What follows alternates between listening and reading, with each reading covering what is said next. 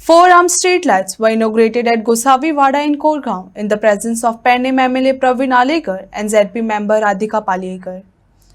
The initiative aims to improve lighting infrastructure and enhance safety in the area. The event was attended by the Koregaon Panchayat Sarpanch, Panch members and local residents who welcomed the development.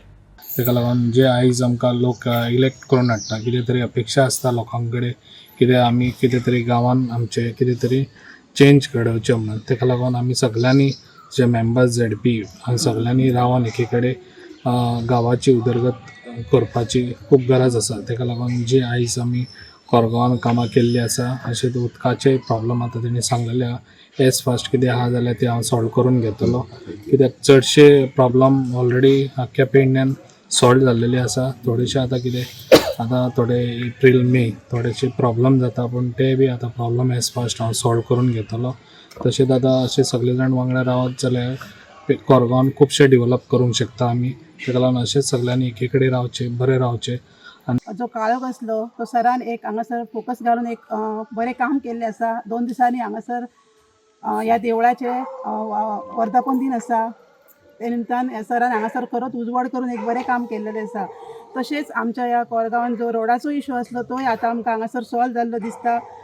आनी एक सरा कडेन एक मागणी आसा की जो उदकाचे खंय तरी एक प्रॉब्लम आमकां 1-2 म्हयने जाले हांगासर एक अडकता जे उदक सारकें येना ते आमकां सरान सुळीत करून दिवचे.